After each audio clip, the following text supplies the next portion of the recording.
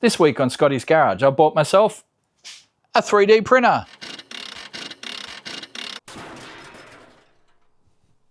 That's right, Scotty has joined the revolution. And this was not the video that I was planning to shoot this week. I've been working on the wiring loom for the AU Falcon to put that ECU in the AU Falcon. But, you know, shiny objects and all that sort of stuff. Yeah, I've been looking at 3D printers for a while because, you know, 3D printers, it's been a thing for a while now. I mean, there's probably some of you guys out there are going to have a lot more experience. Like I bought this on Wednesday, all right? Well, actually I bought it last Sunday, ordered it, it turned up on Wednesday, free delivery, all that sort of stuff. It was, you know, $629. I have been looking around at 3D printers for, like I said, a while. And, you know, back when I started looking, the entry level was kind of like $1,000. And I'm like, yeah, okay, $1,000, I could do that. But, you know, I work with Matty at Carnage during the week. And, you know, Matty's been big into 3D printing for a long time. And I've seen the stuff that he's gone through with the struggles that he's been through with printers. And he's recently stepped up to some, you know, name brand expensive printers, and they're working well for him.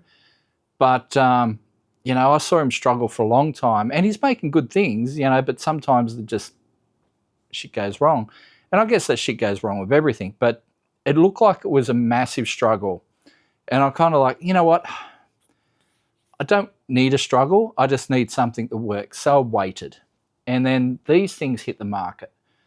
So it's called the Elegoo Centauri Carbon. This is not a sponsored ad. They haven't given it to me. I bought it, but it was cheap. It was $629. They have them at JCar at the moment if you want to buy one. They're quite cheap, and the filament is cheap too. Like if you buy this right now, this filament is $9.95 at JCar, which is pretty cheap. Generally, you'll pay somewhere around, you know, $20 a roll for filament, you know, depending. But that is, they call it prototyping filament, so I use it for that. I've just, like I said, I got this on Wednesday. So everything you see here on the table has been created since Wednesday. And usually, you know, I might start a print when I'm off to work, and, you know, my wife might go and peel one off the bed, you know, and they're that simple that, yep, she was a little bit nervous at first, but it's like, wow, this is simple. And they are. Like, they've stepped up to that realm where they're simple and anyone can use one of these. I mean, obviously you're going to get different experiences out of your 3D printer and what you need out of it and what you want out of it. Everyone's going to have different expectations. What I want is I want something that I can make up parts for cars, you know, little bits that can go in engine bays and interior and stuff like that, and hold devices, you know, like mount ECUs, mount dashes, all that sort of stuff. I mean, I printed up this today, and this took 2.5 hours, something like that, to print up. It's a dash surround for an IQ3 dash. Now, I don't have an IQ3 at the moment. We have one. We had one. Yeah, we do have one in the VN Commodore at work. But they are like, there's a heap of them out there on the market, in that IQ3s were all the rage, you know, probably 6-7 years ago. Now they've fallen out of favour a little bit, but there's still, there was so many around through Racepack and through Haltech that, yeah, you could probably pick one up cheap, and you can make yourself up a mount or a surround with a 3D printer very easily. Like I said, that's, you know, probably 100 grams of filament and 2.5 hours in the printer. Boom, it's made. And you don't even have to be there for it to make it. So you can just push the go button, walk away, do something else. It's not 2.5 hours of you slaving away building something. It's you pushing a button and it spending 2.5 hours doing it, and then you come back. And this has come straight out of the printer. It's got like a slightly sharp edge to the top there that I'd probably run a file over it, but other than that, it's perfect, you know. So this is what 3D printers need to be for the marketplace, I think.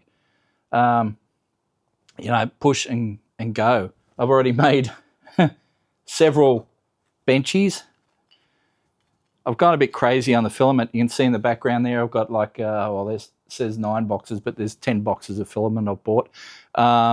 There's a few of the little, they call these benchies, the little boats, as like they're a benchmark basically of if your printer can print one of these out in good fashion, then it's okay, you know. And I remember I was watching benchy videos way back, and some of these were coming out very rough out of people's printers. Yeah, not this brand, but, you know, all the different brands that were popping up on the market. So we're at that stage now where you can buy a good, reliable printer for not a lot of dollars that will punch out a very solid result, you know. So this individual printer, now I'm not saying you should go out and buy this one straight away. I've done my research. You should do your research on what you need. The bed size is 256mm square, basically. So, you know, 256 by 256 by 256. Right, so basically 10 inches square. That's all you're going to get out of it. For me, that'll handle, you know, 80% of the jobs that I would like to do. Obviously, I'd like to do some bigger stuff down the track, but let's dip my toe in the water with this thing first. And I've got to say, I'm a fan. Yeah, I am a big fan of this thing. As you can see, I've already made a whole bunch of stuff, you know. I mean, this particular printer comes with 6 programs already in it, 6 files already in it. This crazy vase, I mean, look at this. Look at the detail. Again, we have not cleaned this up. You can see there's some little spider webbies on there from some stray filament, but other than that, you know, if you ran a toothbrush over that, clean that up, it would be immaculate. I mean, it's great. My wife wants me to do one in purple for her. There's a scraper program on the side here. I don't know if you can see. I'll show a close-up later. In the machine, they give you the design to print up these pieces on the side, so you can take the top cover and slide it in the side, because you don't run the top cover when you print. Well, when you print PLA anyway. We'll get into that in a sec. And then there's some other bits and pieces like this little screen surround, little side protector on the side. I'll do close-ups of all these things. You know, you kind of go a bit crazy at first. I went with grey because I thought it matched the dark grey of the printer nicely. I didn't want anything too brash, you know. But, yeah. And then that's one of the other designs that come, the little Eiffel Tower, and the detail in that thing is pretty amazing. Although it is a little bit delicate. Rhonda nearly snapped off the leg, peeling it off the bed, so you just got to be careful of, you know, removing stuff from the bed. But yeah, we've already printed out some stackable trays. Now you can find designs online on places like Printables or Thingiverse. There's a couple of websites where you can just find heaps of designs of things, and as long as you're not selling the stuff, you know, you're pretty much right to download and just print away. I like these little stackable trays. I'm going to make some for my wife in purple. That's the purple. But I did a trial run in just basic cheap grey filament to start off with. Cheaper filament will get you a slightly poorer result, but I'll tell you what, I mean, it's pretty, there's not much in it, you know, like this was $9.95 filament, and this was, you know, $23 filament. And there's not a lot in it. This is slightly smoother, but I'll tell you what, there isn't a lot in it. So, and you can make all, you know, you probably make bigger trays than this. Like I said, it's 256 square, so that's not 256. As I said, I already made up this IQ3 surround. I just did this as just purely as a, this is something that would definitely appeal to you guys, you know, making up this sort of stuff. Mounts for ECUs, mounts for other electronic gadgets, mounts for screens, all that sort of stuff.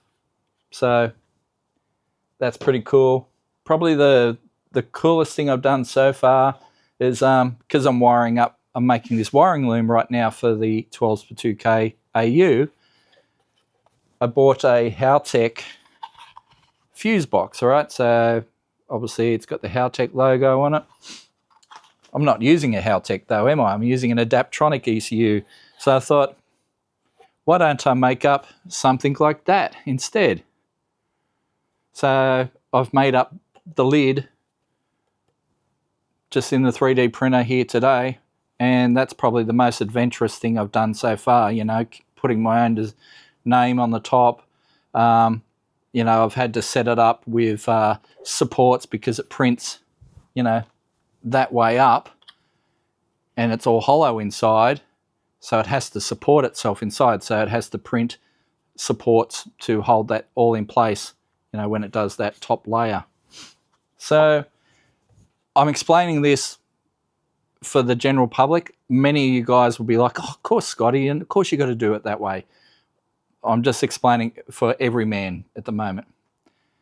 So you can make some cool stuff with this. And as I said, $6.29, you get a little toolkit, you get some bits and pieces. They give you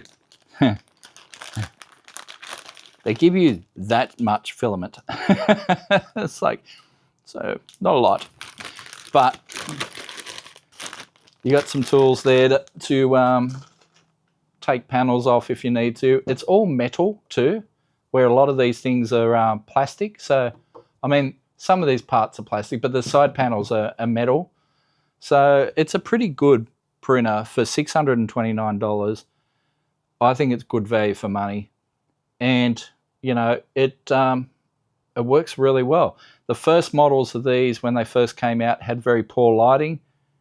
It's not the case anymore. It's got very good lighting inside now. It's got two lights, one here and one on the side.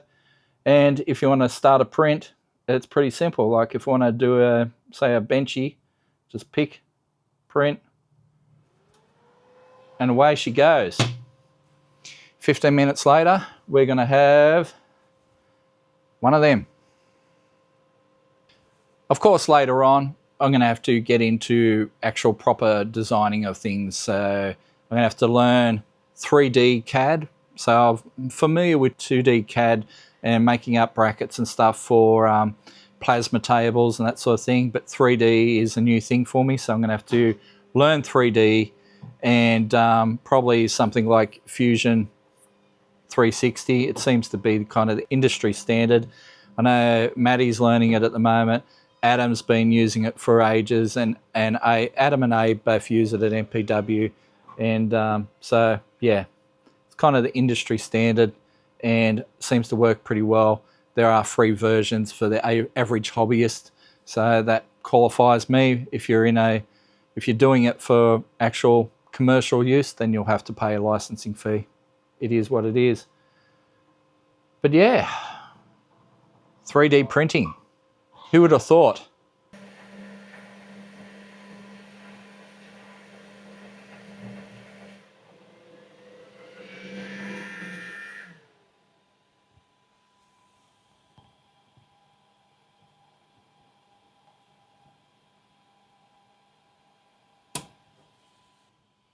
And there we have it, our little benchy. I literally just pulled that straight off the bed, straight after it's finished. I mean, yeah, the base is a little warm, but you know. Now, I'm not recommending you do it that way. I was just showing you that you can if you need to. Normally, you would pull the bed plate out, give it a little bit of a twist. This will pop straight off. That's the way to do it. But I was just illustrating that you can actually reach in and grab your project, yank it off if you should want to. And it's come out perfect. Great little benchy. Now, it really is as simple as that. We've just punched out our little benchy boat in 15 minutes. I mean, obviously, it's kind of the standard, isn't it? The first thing anyone does when they get a 3D printer is punch out a Benchy, just because they're a cool little boat. And it just shows you that the printer is operating correctly. I mean, that's what it's all about. But 3D printers can do all sorts of things with all sorts of filaments. So it's all about taking a 1.75 mil piece of filament.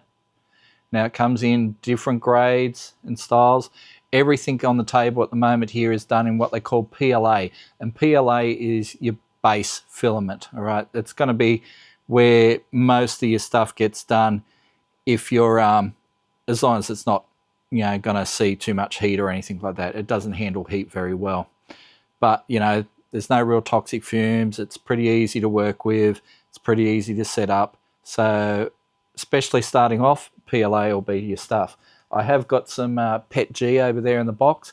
That stuff will handle heat a lot better.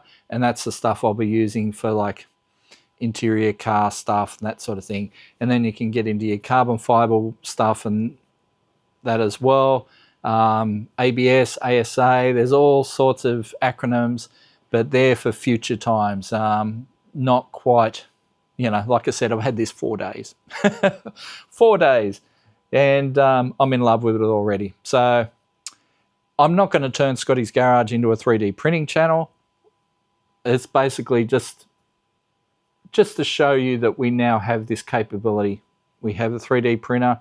We're going to use it to make some stuff for Scotty's Garage.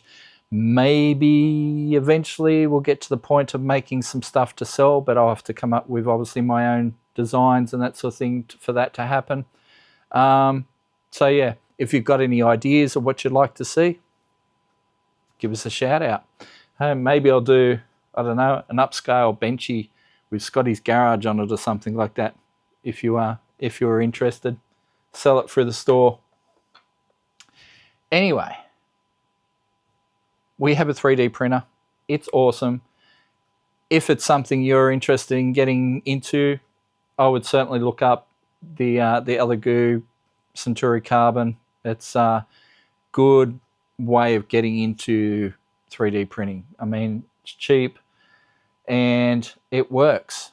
Like it's cheap and affordable, but it's not a crap printer. You know, it is a good quality printer. They've worked the little bugs out of it. Like I said, the early versions had poor lighting. Now it has good lighting. And it obviously works really good in producing products. The detail is amazing. It works with PLA, PETG, CF, you know, the carbon fiber stuff, all those sorts of different filaments. And the filaments are easy to get hold of as well. I mean, you don't have to use the Elegoo stuff. I mean, I've bought a couple rolls of the Elegoo. That's the PETG right there. I've got some PLA there in different colors. And then I've got this cheap stuff, the $9.95 stuff from JCar. And I've got that in, you know, black, white and grey, just to muck around with some different, just muck around with different things. Like, for example, I've done this in PLA, and, you know, PLA is not what I would use for this. I'd use a PETG, to be honest, for the heat. But I wanted to make sure that it was going to work first. You know, before I break out the expensive filament, you know, let's use the cheap filament first, make sure that that's going to work right. But yeah, seems to have worked really well. We're going to do some more printing, more designing, and obviously I've got to get into this wiring loom on the AU, get that Adaptronic ECU into the car. I'm well on my way to that. I've bought a heap of various stuff. I'll explain all that in a later video, and you'll see that on future episodes of Scotty's Garage.